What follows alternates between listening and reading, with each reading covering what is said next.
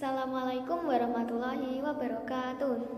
Perkenalkan, nama saya Sofi Bagiatus Salihah, NIM 23201095 dari Prodi Pendidikan Agama Islam Fakultas Tarbiyah Institut Agama Islam Negeri IAIN Kediri. Nah, pada kali ini saya ingin melakukan presentasi secara sederhana.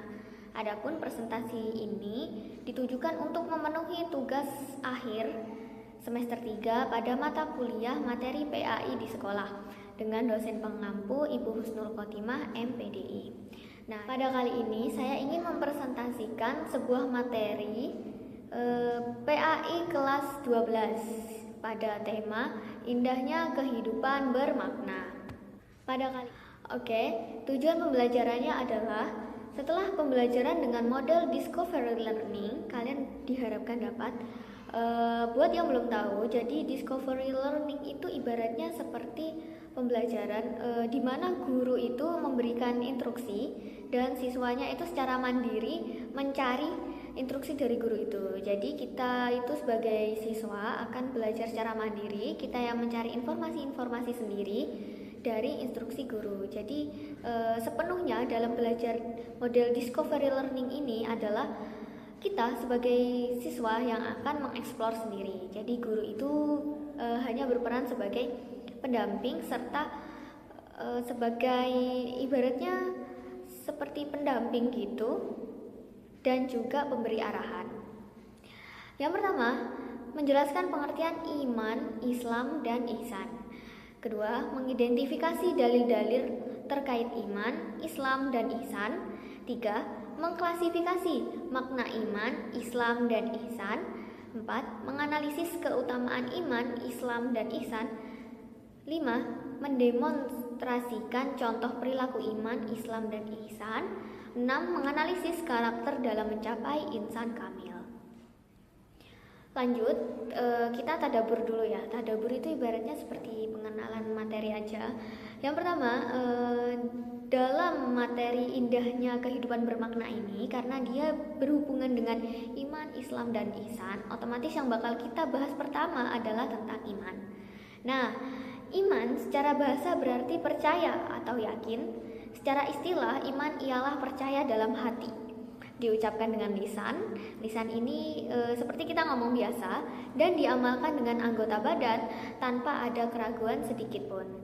Iman dalam agama Islam artinya meyakini adanya wujud Allah Subhanahu wa Ta'ala, para malaikatnya, kitab-kitabnya, para rasulnya, hari terjadinya kiamat serta qada dan qadornya. Kemudian iman mencakup ranah yang berkaitan dengan keyakinan dalam hati, ucapan lisan, serta amal anggota tubuh. Iman akan bertambah dengan ketaatan dan berkurang karena kemaksiatan kepada Allah. Jadi, kalau misalnya teman-teman ingin imannya itu semakin bertambah, maka kita itu harus melaksanakan perintah-perintah Allah. Karena dengan begitu keimanan kita pastinya akan naik. Tapi sebaliknya, kalau misalnya kita selalu melakukan hal-hal yang dilarang Allah, kita sering bermaksiat, maka secara otomatis keimanan kita itu akan ikut turun gitu. Karena iman itu memang berkaitan dengan apa yang kita perbuat. Lanjut, Islam secara bahasa artinya penyerahan diri, ketundukan dan kepatuhan diri kepada Allah Subhanahu wa Ta'ala. Dalam ilmu tauhid, Islam adalah agama Allah Subhanahu wa Ta'ala yang diwahyukan kepada rasul-rasulnya guna diajarkan kepada manusia. Ia dibawa secara kontinu dari satu generasi ke generasi selanjutnya. Jadi Islam itu sebuah agama, pastinya agama yang diberikan kepada Nabi Muhammad SAW, dan dia ini Islam ini bersifat kontinu. Artinya dia selalu berkesinambungan. Jadi Islam itu tidak diam saja, maksudnya tidak diam saja dalam masa itu. Continue di sini aspeknya adalah Islam itu terus berkembang dari satu generasi ke generasi selanjutnya.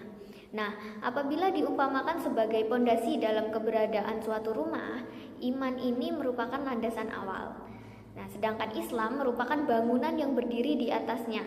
Ihsan diumpamakan sebagai hiasan rumah. Bagaimana rumah tersebut bisa terlihat mewah, terlihat indah, dan terlihat megah.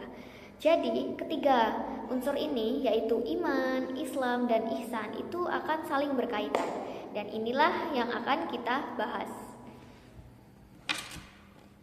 Nah, lanjut ke peta konsep. Di sini peta konsepnya itu kira-kira ya adalah gambaran yang akan kita pelajari. Yang pertama itu mulai secara garis besar. Hidup bermakna ini akan memiliki 5 subbab, yaitu yang pertama makna dan hakikat iman, kedua makna dan hakikat Islam, 3 makna dan hakikat ihsan, 4 kedudukan iman, Islam dan ihsan, dan yang terakhir kelima itu hubungan iman, Islam dan ihsan. Nah, lanjut. Yang pertama adalah ada dalil tentang iman, Islam dan ihsan. Oke, di sini ada Quran surah Al-Hujurat ayat 15 dan juga Quran surah Ali Imran ayat 85. Untuk ayatnya bisa kalian baca sendiri. Dan ini ada sebuah hadis juga tentang Rasulullah yang menjawab pertanyaan para sahabat. Ketika sahabat itu bertanya, apa yang dimaksud iman, apa yang dimaksud ihsan, dan apa yang dimaksud Islam. Kita langsung masuk pada subbab pertama A, yaitu makna dan hakikat iman. Seperti yang udah kita jelaskan di awal tadi, bahwa iman ini keyakinan di dalam hati dan diucapkan dengan lisan, kemudian dilakukan dalam perbuatan. Jadi jika diartikan, iman artinya keyakinan dalam hati, diucapkan dengan lisan dan diamalkan dengan anggota badan tanpa ada keraguan sedikit pun. Iman dalam agama Islam artinya meyakini adanya wujud Allah Subhanahu wa Ta'ala, para malaikatnya, kitab-kitabnya, para rasulnya, hari terjadinya kiamat serta qada dan qadarnya.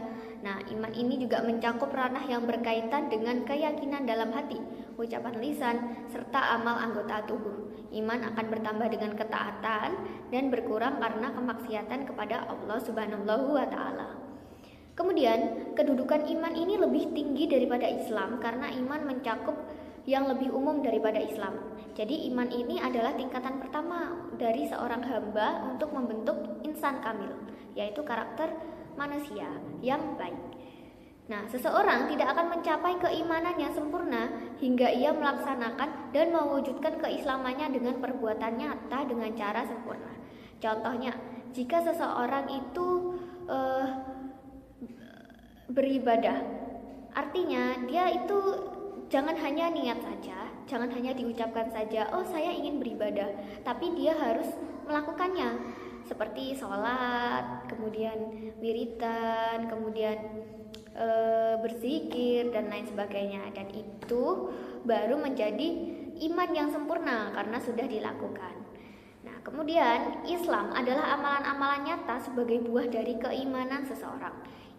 Keimanan tidak terpisah dari amal karena amal merupakan buah keimanan dan salah satu indikasi yang terlihat oleh manusia. Kemudian dalam Islam sendiri, jika kita membahas mengenai iman, tidak akan terlepas dari adanya rukun iman yang 6, yaitu 1. Iman kepada Allah, 2. Iman kepada malaikat-malaikatnya, 3. Iman kepada kitab-kitabnya, dan seterusnya sampai iman kepada hari akhir. Jangan sampai ya teman-teman udah kelas 12 tapi masih belum hafal rukun iman. Kemudian jika iman adalah suatu keadaan seseorang yang bersifat dinamis, maka di suatu saat akan didapati bertambah dan berkurangnya iman seseorang. Jadi iman itu sifatnya dinamis, tidak mesti dia itu tetap. Kadang iman itu bisa naik, kadang iman itu bisa turun. Contoh nyatanya adalah diri kita sendiri. Apakah kita itu senantiasa setiap hari itu berbuat secara konsisten? Contohnya, jika hari ini kita berhasil sholat 5 waktu tepat waktu dan berjamaah terus, apakah selama seminggu kita akan terus sama-sama seperti itu? Maksudnya selama seminggu itu kita nggak mungkin akan bisa ikut sholat berjamaah terus, tepat waktu terus, 5 waktu terus, dan di saf depan terus gitu, nggak mungkin. Pasti ada saatnya kita itu sesekali keimanan kita itu turun. Nah, karena memang iman itu konsepnya dinamis, berubah-ubah Makanya kita harus senantiasa berusaha. Kita harus berusaha bagaimana caranya iman kita ini tetap jaga. Jangan berpikiran untuk setiap hari itu menjadi gimana ya, ibaratnya jangan berpikiran kalau misalnya kita ini ingin menambah iman terus. Sebenarnya itu bagus, tapi maksudnya gini, kita coba lebih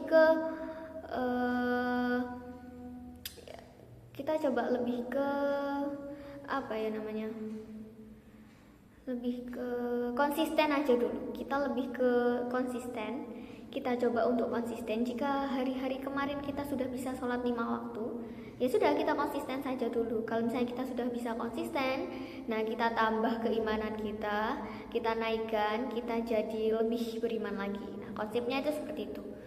Sebenarnya bagus memang, dan tujuan semua orang adalah selalu ingin meningkatkan keimanan.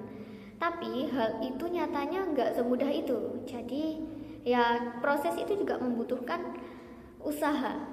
Ya apalagi kita sebagai seseorang yang mut-mutan gitu kan. Nah itu emang agak susah. Jadi pelan-pelan gak apa-apa.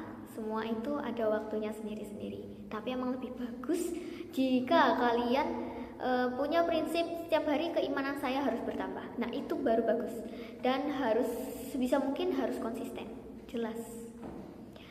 Lanjut ya, iman kita bertambah ketika kita selalu berada dalam amal kebaikan. Sebaiknya iman kita akan berkurang ketika kita malas melakukan kebaikan. Dan ini jujur sekali, coba deh kalau misalnya kamu pikirkan ya. Dan ini jangan dicoba-coba, asli. Kalau misalnya kita ini udah sholat, senantiasa sholat 5 waktu, tepat waktu gitu kan. Nah kalau misalnya kita udah biasa gitu kan, pasti nanti akhirnya kalau nggak sholat 5 waktu tepat waktu tuh kayak aduh gimana gitu rasanya ya kan, karena kita tuh udah terbiasa. Beda kalau misalnya kita itu malas-malesan, ya udah mau sholat 5 waktu tepat waktu itu ya berat gitu rasanya. Lebih mending ya aduh aku pengen tidur dulu gitu kan, ya kan ya. Ada juga kalau misalnya kita emang lagi taat-taatnya gitu, terus kita itu jangan pernah mencoba untuk bentar aja deh gitu, jangan, sebisa mungkin lawan. Karena hal sepele kayak gitu itu tuh ternyata bisa membuat kita itu malas secara berkepanjangan, dan itu emang bahaya. Oke, lanjut. Iman pada dasarnya adalah keyakinan dan kesadaran dalam hati. Sehingga iman mempunyai 3 kriteria sifat. Pertama, iman bersifat abstrak, artinya tidak dapat diukur kadar keimanan seseorang karena berada dalam hati. Hanya Allah Subhanahu wa Ta'ala yang Maha mengetahui, yang dapat mengetahui isi hati seseorang. Jadi, belum tentu seseorang itu ketika dia berbuat baik, tapi hatinya itu benar-benar bersih. Ya. Kita itu boleh memandang manusia itu dengan baik, tapi ada batasnya, secukupnya. Jangan sampai kita itu kayak wah mendewakan seseorang, wah dia ini sholat dan gini, tapi ternyata hatinya ini hanya ingin memperlihatkan kalau dia ini beriman. Nah itu termasuk bagian dari riya ya, karena dia tidak ikhlas, dia bisa dinilai tidak ikhlas. Kedua, iman bersifat fluktuatif, artinya naik turun. Seperti yang udah kita jelaskan tadi, bahwa iman itu gak bisa konsisten kecuali kalau emang kita itu berusaha. Jadi emang pada dasarnya iman itu kan bersifat dinamis, sering berubah-ubah. Dia itu selalu naik turun. Nah dan itu tergantung kita. Kalau misalnya bertambah dan berkurangnya itu dengan bagaimana, yaitu dengan melaksanakan ketaatan dan mengurangi kemaksiatan. Kemudian kondisi iman bersifat fluktuatif ini karena iman bertempat dalam hati ya. Kondisi iman bersifat fluktuatif ini bertempat dalam hati tadi sudah. Nah dalam bahasa Arab hati dinamakan qalb, yang artinya bolak-balik dan tidak tetap dalam satu kondisi, sehingga karakter dasar hati adalah berubah-ubah. Hati kadang senang, sedih, marah, rindu, cinta, dan benci ya. Karena emang kita itu diciptakan dengan berbagai rasa. Allah Subhanahu wa Ta'ala itu menciptakan kita dengan berbagai rasa, dan itu adalah sebuah nikmat sekaligus ujian bagi kita. Bagaimana caranya agar kita itu bisa menempatkan semuanya sesuai tempatnya. Begitu. Jangan sampai menjadi orang itu mut-mutan gitu ya. Aduh, aku nggak mood. Terus yang lainnya harus ngikutin aku. Nah, itu yang nggak boleh. Ketiga, iman itu mempunyai tingkatan, artinya tingkat dan kadar keimanan dalam hati orang beriman itu berbeda dan tidak sama. Ada yang kuat, ada yang sedang, dan ada yang lemah imannya. Dan ini semua tergantung dari kita sendiri, bagaimana caranya kita itu bisa meningkatkan keimanan kita, atau mungkin kita sendiri yang memilih iman kita tidak meningkat atau bahkan menurunkan tingkat iman kita dengan apa? Dengan malas-malasan tadi, dengan menunda ibadah, dengan menyepelekan, aduh nggak usah deh, ini mah sunnah, nggak usah gitu kan, yang penting wajibnya dulu. Jangan kayak gitu ya guys. Kita tetap apapun kondisinya kita berusaha bagaimana caranya agar kita itu bisa selalu konsisten. Lebih bagus kalau misalnya semakin hari keimanan kita ini akan semakin bertambah. Kita akhirnya masuk ke subbab B, yaitu makna dan hakikat Islam. Secara terminologi, Islam adalah agama yang diturunkan oleh Allah Subhanahu wa taala kepada Nabi Muhammad SAW dengan perantara malaikat Jibril untuk seluruh umat manusia, untuk keselamatan di dunia dan akhirat dengan melaksanakan semua perintahnya dan menjauhi larangannya. Nah, Islam adalah agama Allah Subhanahu wa taala yang diwahyukan kepada para rasul untuk membimbing manusia dari satu generasi ke generasi sebagai petunjuk bagi manusia untuk kebahagiaan hidup dunia dan akhirat. Nah, sebagai perwujudan dari sifat Rahman dan Rahim Allah Subhanahu wa taala, Islam yang dibawa oleh Nabi Muhammad SAW merupakan agama yang telah sempurna dan telah menyempurnakan syariat-syariat sebelumnya. Jadi, Islam ini adalah agama yang diturunkan kepada Rasul kita terakhir, sekaligus Nabi kita terakhir yang menjadi junjungan seluruh para umat manusia, bahkan nabi-nabi yang sebelumnya saja ingin menjadi umatnya beliau. Ya, jadi kemudian Islam sebagai agama tidak dapat terlepas dari adanya unsur-unsur pembentukannya berupa rukun Islam, yaitu membaca 2 kalimat syahadat, mendirikan salat 5 waktu, menunaikan zakat, puasa Ramadan, dan haji ke Baitullah jika mampu. Yang pertama, rukun Islam yang pertama itu mengucapkan 2 kalimat syahadat. Jangan sampai teman-teman nggak tahu ya kalimat syahadat itu seperti apa. Nah, kalimat syahadat itu bunyinya asyhadu alla ilaha illallah wa asyhadu anna muhammadar rasulullah. Nah, artinya aku bersaksi bahwa tiada Tuhan melainkan Allah, dan aku juga bersaksi bahwa Nabi Muhammad adalah utusan Allah. Oke, 2 kalimat ini merupakan sahnya seseorang sebagai seorang muslim yang harus dibuktikan dengan keyakinan dalam hati sebagai perwujudan dari ucapan kalimat yang telah diucapkannya. Jadi seseorang itu yang mengucapkan syahadat memang dia sudah secara resmi masuk Islam. Syahadat 2 kali. Kemudian tapi dia tidak bisa diakui menjadi seorang Islam yang beriman jika dia tidak melaksanakan apa yang diucapkannya. Jadi seseorang itu memang benar-benar dikatakan yang beriman ketika dia itu melaksanakan segala perintah-perintah Allah Subhanahu wa taala. Adapun 2 kalimat yang telah diajarkan oleh Rasulullah SAW sebagai cermin keimanan seseorang adalah sebagai berikut. Nah, ini tadi sudah kita baca, teman-teman bisa baca sendiri lagi. Nah, mentang-mentang udah Islam, kita bukan berarti nggak perlu ngucap syahadat gitu ya, nggak gitu. Kita juga sebisa mungkin sering-sering mengucap syahadat, karena secara nggak sadar mungkin ada perlakuan sikap kita yang tidak kita sadari, atau ucapan kita yang tidak kita sengaja, itu tuh yang bisa mengeluarkan kita dari Islam. Jadi saya itu mendapat amalan dari dosen saya, bahwasanya kita itu jangan pernah berhenti untuk bersyahadat setiap hari. Kalau misalnya kata ibu saya, sebelum tidur itu lebih baik syahadat dulu, karena takutnya nauzubillah ini nanti kalau misalnya kita nggak bisa bangun, setidaknya kita sudah meninggal dalam keadaan Islam. Yang kedua, rukun Islamnya adalah mendirikan sholat. Nah, sholat adalah ibadah wajib 5 waktu yang merupakan pilar utama dalam menjaga hubungan seseorang muslim dengan Allah.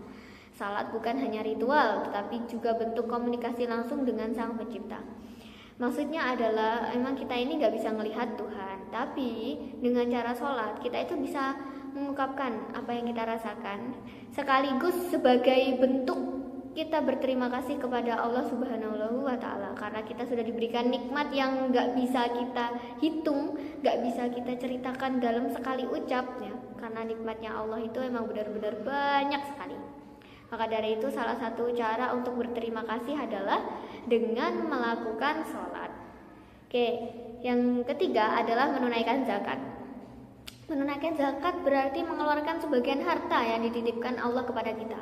Ibadah ini wajib dilaksanakan seorang muslim karena di dalam harta yang kita miliki ada hak orang lain.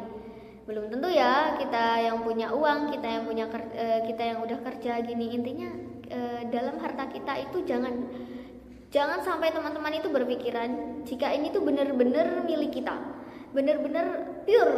Oh ini uangku, ya udah ini uangku gitu. Bisa jadi uang itu sebelumnya itu adalah hasil dari sebuah hal yang tidak diperbolehkan, tapi kita tidak mengetahuinya. Sebenarnya nasnya itu tetap sah-sah saja jika kita tidak mengetahuinya. Contohnya,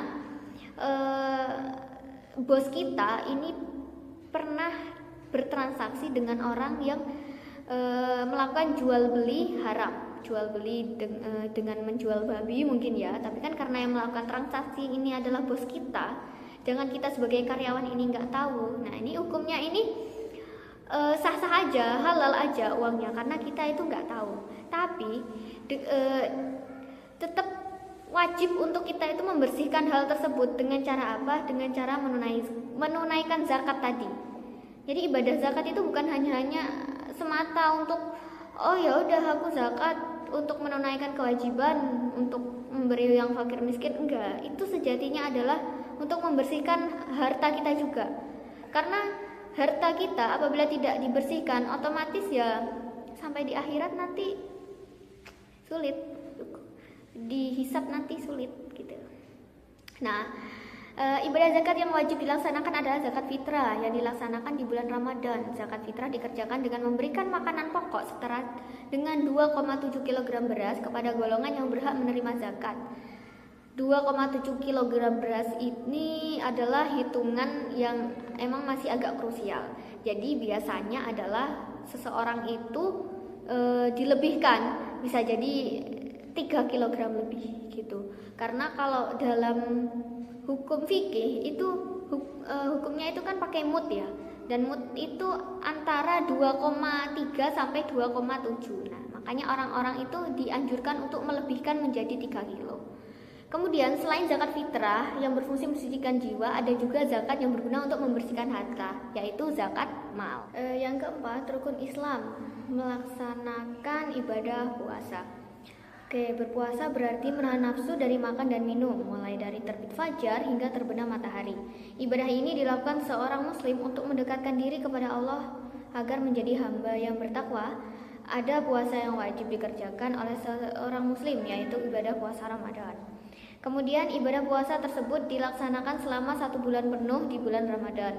Jadi kalau misalnya kita ya udah akil balik, udah wajib untuk berpuasa, jadi kita itu wajib hukumnya berpuasa Ramadan. Terus tidak boleh seorang muslim meninggalkan ibadah puasa ini tanpa ada alasan yang diperbolehkan, misalnya sakit atau dalam perjalanan yang berat. Sebenarnya kalau kita belajar fikih itu banyak sekali hal-hal yang dima'fu atau yang diperbolehkan seseorang itu tidak melakukan puasa Ramadan. Contohnya adalah seseorang yang sedang sakit keras dan umurnya sudah tua. Nah itu nggak apa-apa, nggak harus puasa. Kemudian tapi dia harus membayar fidyah ya. Dan yang membayar fidyah itu nggak harus orangnya yang sakit, tapi bisa diwakilkan oleh keluarganya. Karena kan kemungkinan orang yang sakit ini sudah tua atau bagaimana, itu untuk urusan membayar fidyahnya bisa digantikan. Nah kalau untuk kasus ibu hamil yang takut bayinya itu kelaparan sehingga kan harus memberikan ASI jika mempunyai anak kecil gitu. Itu ibu hamil itu kan maaf sih. Nah contohnya ibu hamil ini kan takut apabila kandungannya itu bermasalah gitu, sehingga dia juga tidak puasa itu nggak apa-apa, tapi harus mengganti puasa dan juga membayar fidyah. Kemudian ada rukun Islam yang kelima, yang terakhir, yaitu mengerjakan ibadah haji dengan catatan bagi yang mampu. Menunaikan ibadah haji ke Makkah bagi yang mampu sekali seumur hidup. Haji adalah puncak dari ibadah fisik dan spiritual yang mengajarkan kesatuan umat Islam dan ketundukan total kepada Allah Subhanahu wa Ta'ala. Makna dan hakikat ihsan. Akhirnya kita masuk ke subbab ketiga ya teman-teman. Oke, secara terminologi, ihsan berarti keadaan yang sedalam-dalamnya bahwa Allah Subhanahu wa Ta'ala senantiasa hadir atau bersama manusia dimanapun berada. Bertalian dengan ini, manusia menginsafi bahwa Allah Subhanahu wa Ta'ala selalu mengawasinya. Oleh karena itu, manusia harus berbuat, berlaku, bertindak, menjalankan sesuatu dengan sebaik mungkin dan penuh rasa tanggung jawab. Tidak setengah-setengah dan tidak dengan sikap sekadarnya saja. Orang yang berbuat ihsan disebut muhsin. Ini mengandung arti bahwa orang yang berbuat baik, setiap perbuatannya yang nampak merupakan sikap jiwa dan perilaku sesuai atau dilandaskan pada akidah dan syariat Islam. Nah, ihsan ini dibagi menjadi dua macam. Yang pertama, ihsan dalam beribadah kepada Allah dan ihsan kepada semua pemberian Allah. Oke, jadi konsepnya ihsan itu ibarat kita ya sedang melakukan kebaikan atau kita ini sedang beribadah. Seakan-akan kita ini sedang dilihati Allah, kita ini sedang diawasi oleh Allah. Jadi di situ kita merasa kayak takut banget, kita merasa tunduk. Ya, karena apa? Karena itu kita merasa diawasi. Dan sependek pengetahuan saya, ihsan ini itu ada dua tingkatan. Yang pertama, tingkatan yang paling rendah adalah ketika kita beribadah atau melakukan kebaikan dan kita itu selalu diawasi Allah. Tapi tingkatan yang paling tinggi adalah ketika kita ini benar-benar bisa melihat Allah. Maksudnya bukan melihat secara wujud gitu, ya. Kita ini bisa melihat bahwa Allah ini sedang melihat kita, gitu.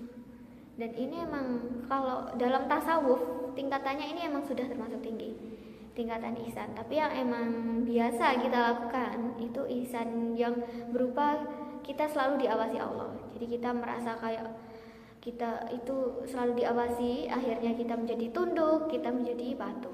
Kedudukan iman, Islam, dan ihsan itu gimana sih? Nah, kedudukan iman, Islam, dan ihsan dalam Islam adalah saling terkait dan membentuk kesatuan yang utuh dalam menjalankan agama.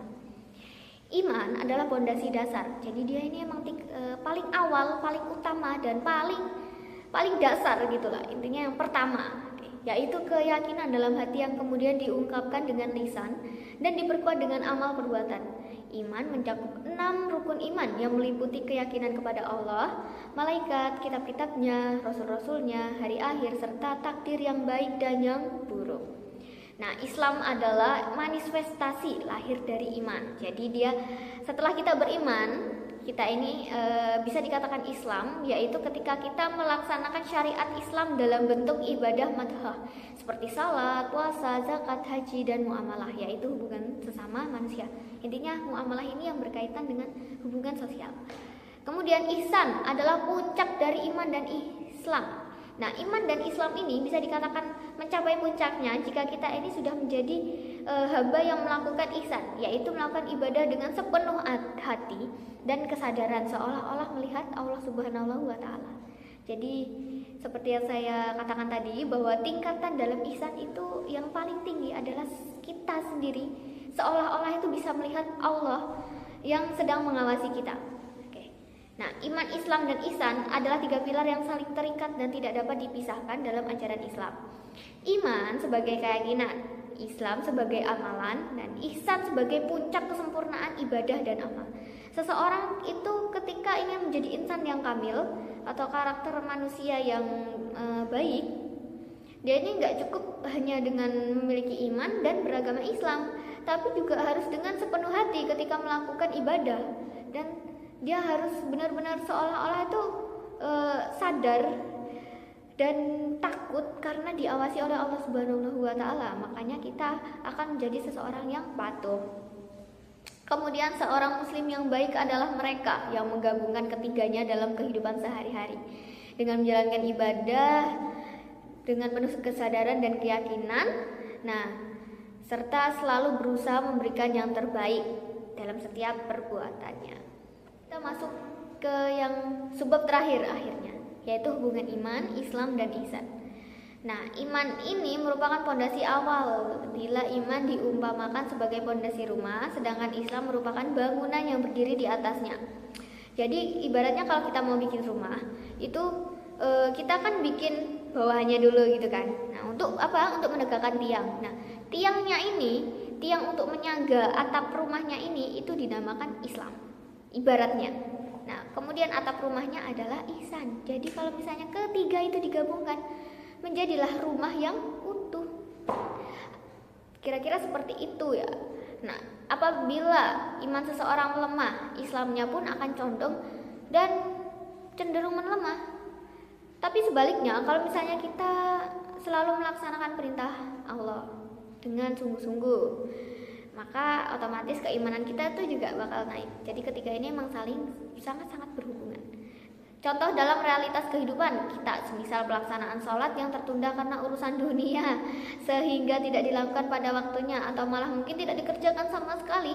Nah, terus ada juga zakat yang seharusnya dikeluarkan tidak tersalurkan, puasa yang tak terlaksana karena alasan lapar dan lain sebagainya. Jadi teman-teman, kalau misalnya kalian punya teman ketika puasa Ramadan ya, ini dia ngeluh lapar terus, nah itu sebaiknya kalian nasihati, sabar. Lapar ini nggak 1 bulan penuh kok. Ini pasti ada waktunya kita berbuka ya. Karena puasa ini adalah salah satu bentuk implementasi kita untuk menjalankan kewajiban juga iya, tapi lebih ke menghargai seseorang yang tidak pernah makan di luar sana yang tidak seberuntung kita. Jadi sebagai sesama manusia, sebagai sesama muslim, kita itu diajarkan untuk saling menghargai. Dengan cara apa? Ternyata Islam itu mengajarkan hal ini dengan cara kita berpuasa, agar kita sama-sama merasakan gimana sih rasanya seharian itu lapar. Oke. Tanpa iman, Islam hanya akan menjadi ritual kosong.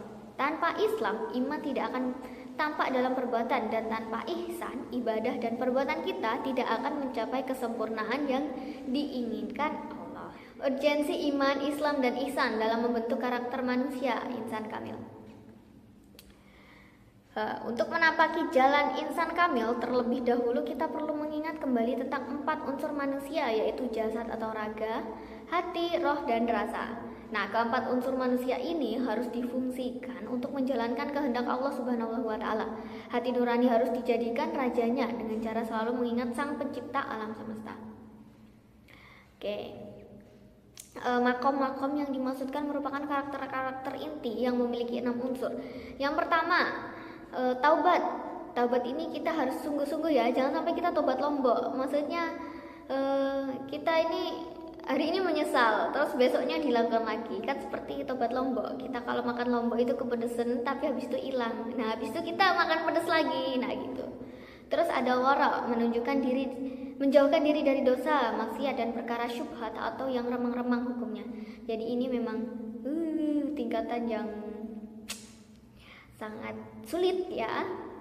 Baru tingkatan kedua ini sudah sulit ya, karena kita sendiri sebagai manusia itu tempatnya kilap dan juga salah. Pasti kita akan selalu berbuat dosa, maksiat dan perkara syubhat yang remang-remang hukumnya.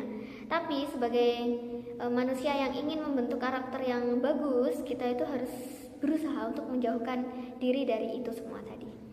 Tingkat yang ketiga yaitu ada zuhud, mengalihkan kesenangan duniawi daripada sesuatu yang lebih bermakna. Ini juga susah sekali. Kita lebih milih scroll TikTok berjam-jam daripada berzikir ya teman-teman. Dan nyatanya memang susah sekali. Kemudian ada qanaah, rela menerima dan merasa cukup dengan apa yang didapat dan tidak rakus. Jadi buat teman-teman yang sekiranya sudah berhasil mendapatkan keinginannya, itu lebih baik bersyukur ya. Emang manusia itu selalu memiliki rasa ingin lebih, tapi semua itu bisa dibatasi dengan cara kita selalu bersyukur. Nah, cara yang lebih ampuh adalah kita rajin-rajin melihat ke bawah.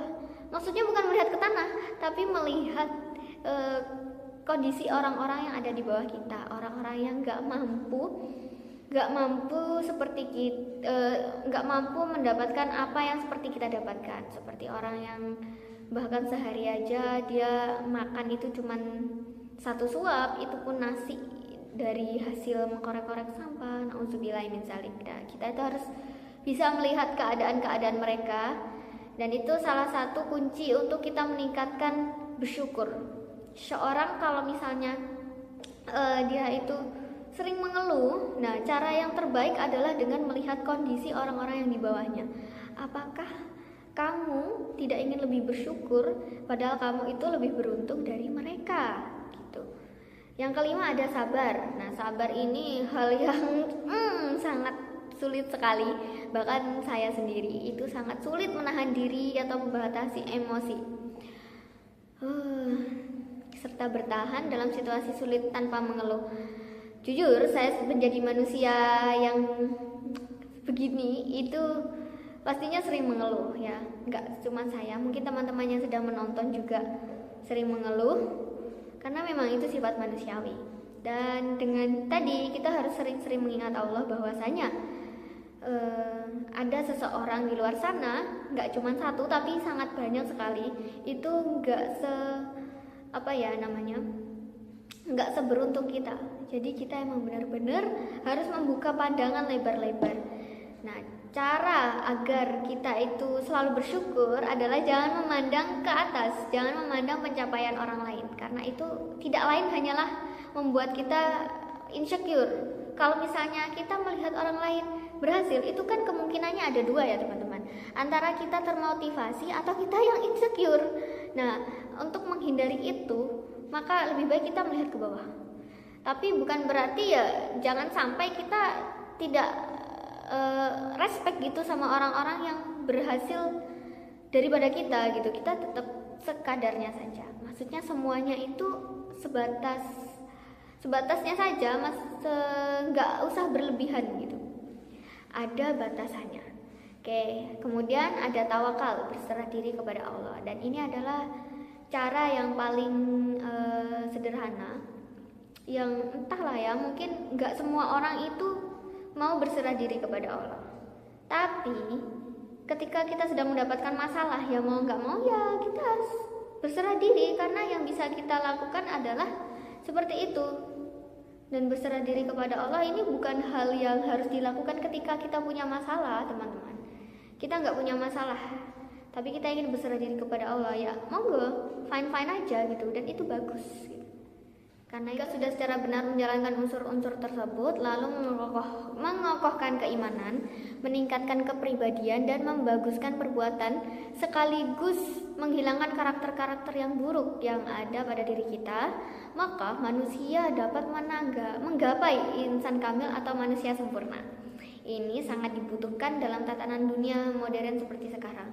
Karena kita tahu zaman sekarang ini orang-orang itu makin nauzubillah min zalik, makin malas belajar agama ya. Mungkin karena agama ini isinya hanya doktrin, hanya perintah-perintah yang membatasi seseorang ingin berbuat seperti ini, seperti itu. Padahal jika teman-teman ini ingin menelaah lebih dalam, Islam ini membatasi seseorang, memberikan hukuman-hukuman itu adalah untuk menjaga diri kita sendiri, agar kita itu tidak terjerumus dalam hal-hal yang merugikan. Tapi buat ya teman-teman yang emang memilih bahwasanya kalian ingin hidup bebas, ya akhirnya begitu.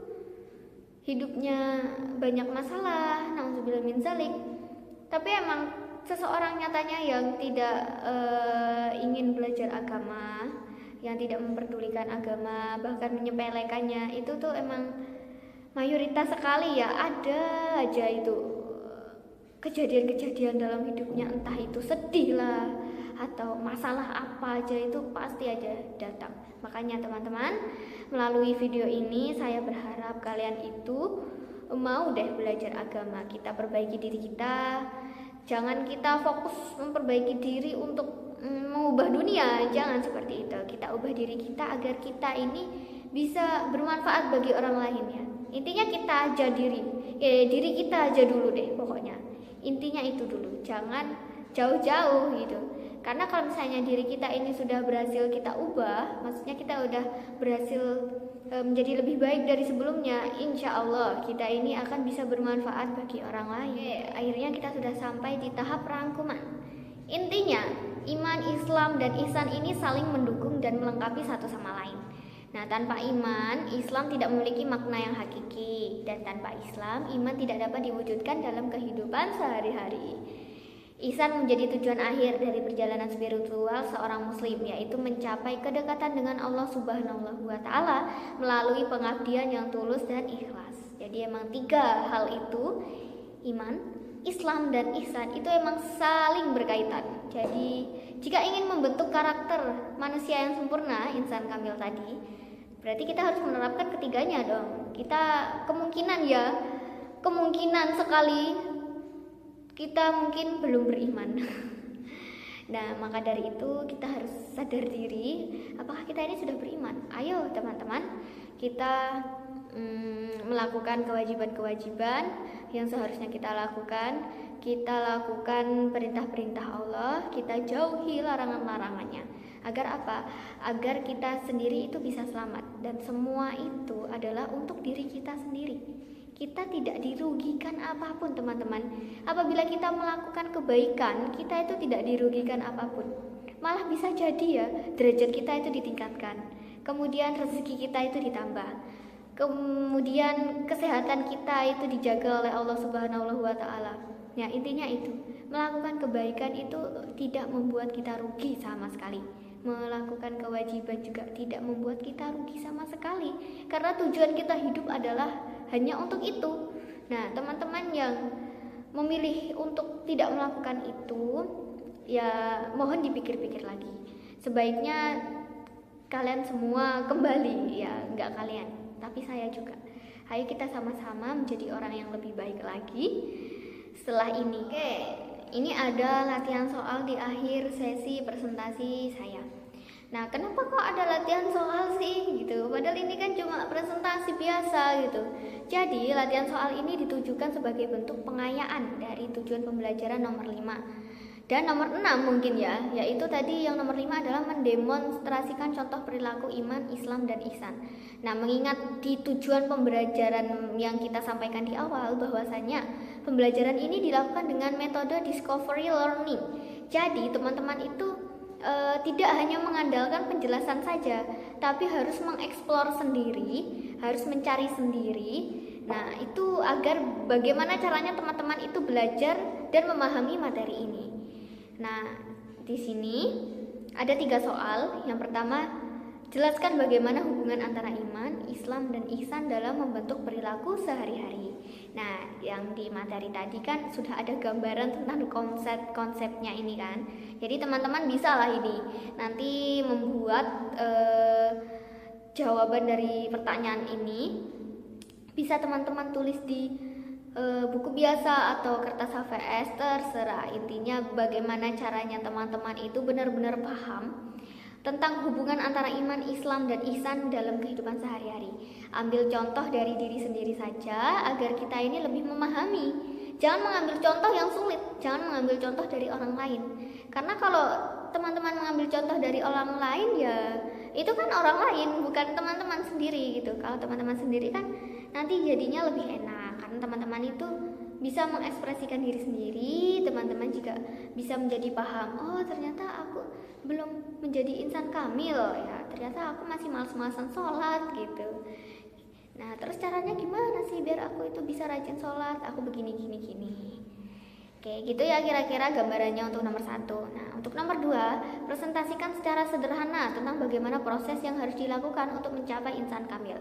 Nah, ini berkaitan sama nomor 1. Setelah kalian mengerjakan tadi, makanya saya bilang untuk teman-teman sendiri, jangan mengambil contoh dari orang lain, tapi ambil contoh dari diri sendiri. Agar apa? Agar kalian itu bisa menjelaskan, oh ternyata kalian ini sudah termasuk bisa mencapai karakter yang sempurna apa belum gitu. Karena gini ya teman-teman, emang manusia itu enggak sempurna, tidak diciptakan untuk sempurna. Tapi kita senantiasa harus berusaha sempurna. Sempurna dalam apa? Sempurna dalam berbuat kebaikan. Dengan catatan tidak berlebihan loh ya, jangan sampai berlebihan. Kan saya tadi sudah bilang, segala sesuatu itu harus dilakukan sekadarnya saja. Jangan berlebihan, karena setiap perbuatan yang berlebihan itu tidak baik, tidak mesti baik. Oke? Nah, yang ketiga, buatlah sebuah video seperti saya ini. Buatlah sebuah video yang berisi tentang deskripsi singkat dari praktik sikap yang mencerminkan perilaku insan di rumah, sekolah, dan lingkungan masyarakat. Nah, dari penjelasannya tadi, kalau misalnya insan adalah cara kita melakukan ibadah dengan sungguh-sungguh, dengan sepenuh hati. Nah, itu bagaimana kalian teman-teman semua membuat video secara sederhana. Jadi perilaku ihsan di rumah ini seperti apa, perilaku ihsan di sekolah ini seperti apa, dan perilaku ihsan di lingkungan masyarakat ini seperti apa. Sebanyak-banyaknya, semakin bagus. Nah, sudah sampai di ujung. Akhirnya pembahasan kita sudah selesai.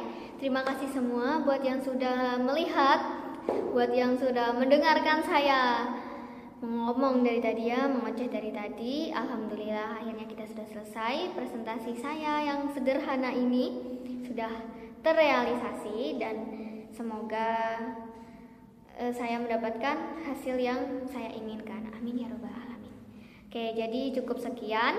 Apabila ada kurang lebihnya, apabila ada saya salah ucap, apabila saya menggunakan kata-kata yang tidak teman-teman sukai, saya mohon maaf sekali. Apabila bahasa yang saya gunakan juga terkesan kayak gimana gitu, saya juga mohon maaf. Kita buat santai saja di forum saya ini. Oke. Baiklah, saya akhiri. Wassalamualaikum warahmatullahi wabarakatuh.